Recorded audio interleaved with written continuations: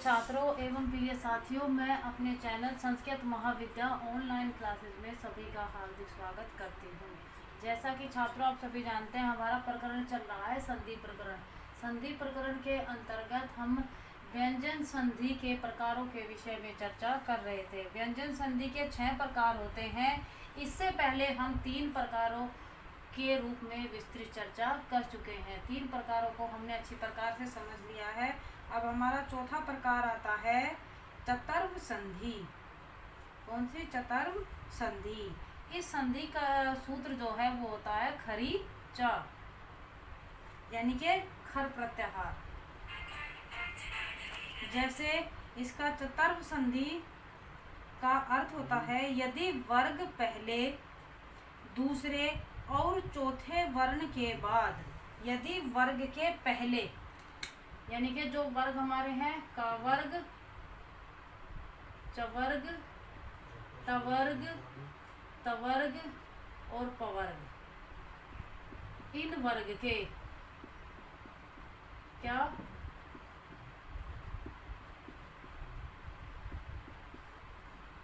का वर्ग का का, ख, ग, घ, च, छ, ज, झ, ङ। ठीक है। ट, ठ, ड, ढ, ङ। इसके बाद त, थ, ध,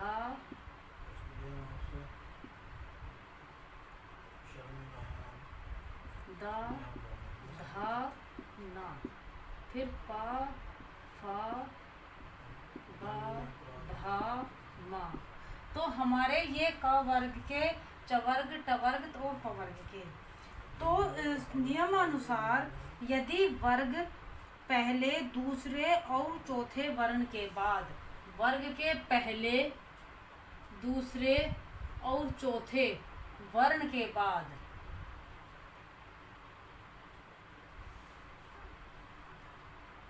वर्ग का पहला, दूसरा वर्ण, वर्ग का पहला और दूसरा वर्ण, यानी कि वर्ग का पहला और दूसरा वर्ण और साथ ही तीनों सकार आते हैं, जो हमारे हैं तालव्य, मूर्धन्य और दंत्य, तीनों सकार आते हैं।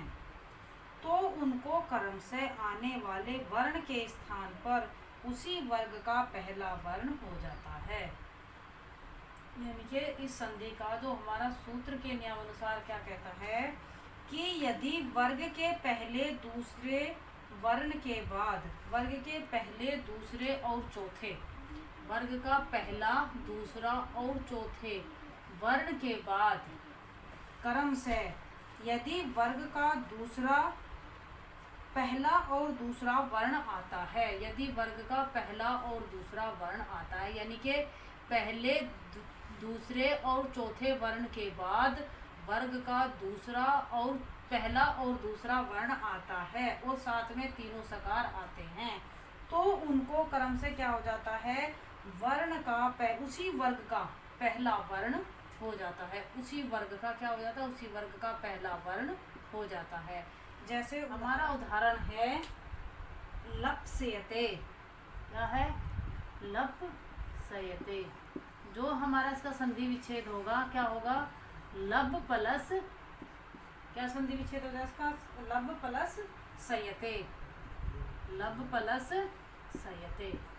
अब संधि के सूत्र के नियमानुसार क्या कहता है इसका अर्थ कि यदि उसी वर्ग का, यानी कि जैसे क वर्ग है तो क वर्ग का पहला, दूसरा, तीसरा वर्ण आता है, यानी कि वर्ग का पहला, दूसरा और चौथा वर्ण आता है, तो दूसरा वर्ण उसी वर्ग का पहला और दूसरा वर्ण और उसके पश्चात तीनों सकार आते हैं। यदि स्टार्टिंग में क्या है कि जैसे वर्ग का पहला, दूसरा और चौथा वर्ण आते हैं और उनके साथ में उसी वर्ग का दूसरा और छठा वर्ण आता है, पहला और दूसरा वर्ण आता है और तीनों सकार आते हैं, तो क्रम से उसी वर्ग का उसको पहला वर्ण हो जाएगा।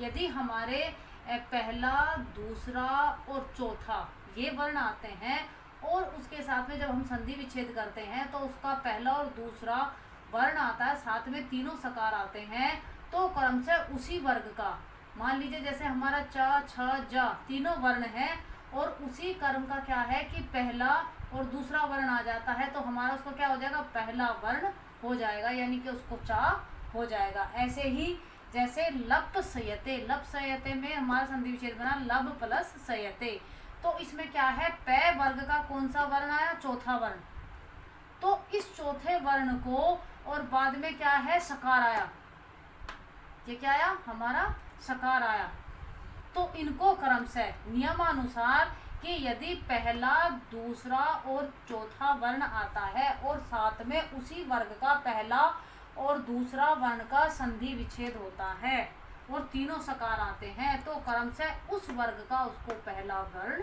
हो जाएगा, यानी कि पा वर्ग का जो पहला वर्ण बैठता है वो है पा, तो संधि विच्छेद में हमारा क्या भा, तो इसको क्या हो जाएगा, पा हो जाएगा, खरी चा इस सूत्र से इसको पकार हो जाएगा, तो हमारा बन जाएगा लप सयते। नेक्स्ट उदाहरण हमारा है तत्कृतम, क्या है, तत्कृतम, तत्कृतम का संधि विच्छेद होगा तद प्लस कृतम, क्या होगा, तद प्लस कृतम।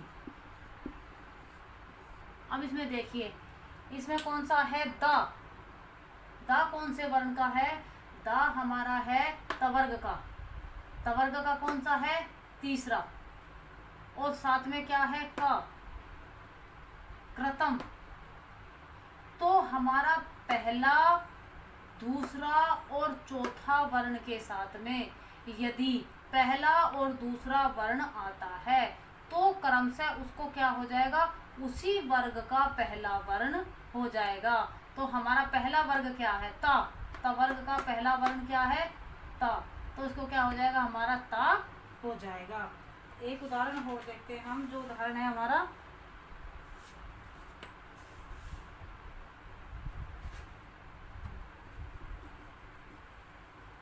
एक उदाहरण हो रहा है, यह है उत्थानम, क्या है,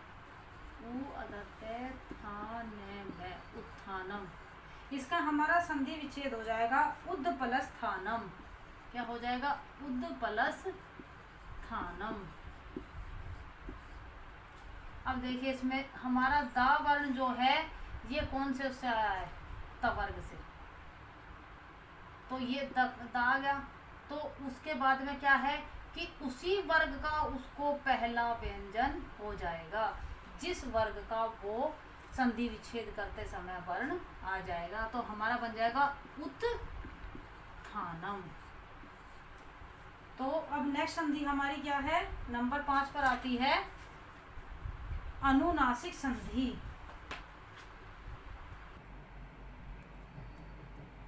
तो छात्रों 5वें नंबर पर हमारी आती है अनुनासिक संधि। अनुनासिक संधि का जो सूत्र है वो हमारा होता है मो अनुस्वारः, कौन सा होता है, मो अनुस्वारः।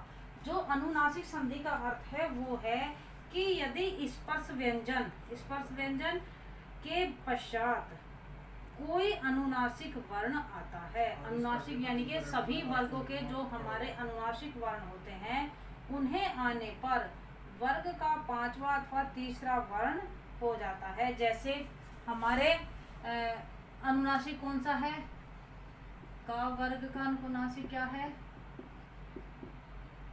चा वर्ग का अनुनासिक क्या है, टा वर्ग का अनुनासिक,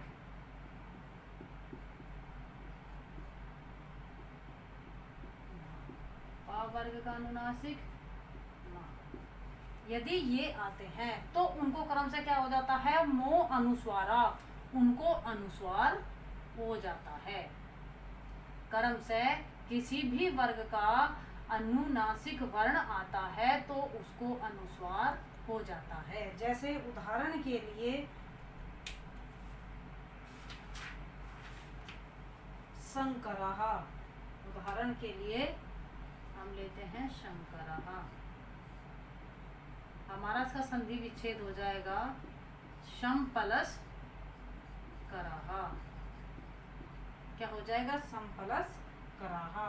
तो नियमानुसार पदांत में मैं और न के बाद कोई भी व्यंजन आता है, मैं और न के बाद कोई भी व्यंजन आता है तो उसको क्रम से उसी वर्ग का अनुस्वार हो जाता है। यानी कि हमारे मैं के बाद इन अनुस्वारों के अनुनासिक वर्णों के पश्चात सभी वर्गों के कवर्ग, चवर्ग, टवर्ग, तवर्ग और पवर्ग के जितने भी हमारे अनुनासिक होते हैं इनके पश्चात किसी भी वर्ग का कोई व्यंजन आता है तो क्रम से उसको क्या हो जाता है, उसको अनुस्वार हो जाता है। तो हमारा बन जाएगा, इसको क्या हो जाएगा, अनुस्वार। मो अनुस्वारहा, इस सूत्र से इसको अनुस्वार हो जाएगा और हमारा बन जाएगा संकरहा। नेक्स्ट उदाहरण हमारा है हरीम वंदे। क्या है, हरीम वंदे। हरीम वंदे में हमारा जो संधि विच्छेद होगा क्या होगा, हरीम प्लस वंदे। क्या होगा संधि विच्छेद, हरीम प्लस वंदे।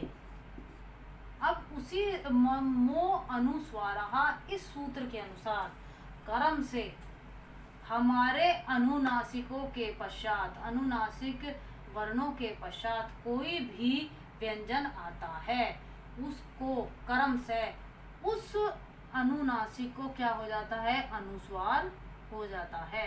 तो हमारा क्या बनेगा, हरीम प्लस वंदे। यानी कि जो भी हमारा किसी भी वर्ग का कोई अनुनासिक वर्ण आता है तो मो अनुस्वारहा इस सूत्र से उस अनुनासिक को अनुस्वार हो जाता है। यानी कि जितने भी हमारे अनुनासिक वर्ण हैं 1 2 3 4 5, पांचों को क्या हो जाता है, इनको अनुस्वार हो जाता है, यानी कि डॉट आ जाता है। तो इनको अनुनासिकों को क्या हो जाता है, अनुस्वार हो जाता है। अनुस्वार होने पर हमारी अनुनासिक संधि बनती है। नेक्स्ट संधि हमारी है पर सवर्णा संधि। अब नंबर 6 पर हमारी आती है अनुस्वार संधि। अनुस्वार संधि के विषय में चर्चा हम कल करेंगे। तो छात्रों, यदि मेरी वीडियो अच्छी लगे और पढ़ाने का तरीका अच्छा लगे तो मेरे चैनल को लाइक और सब्सक्राइब करना ना भूलें।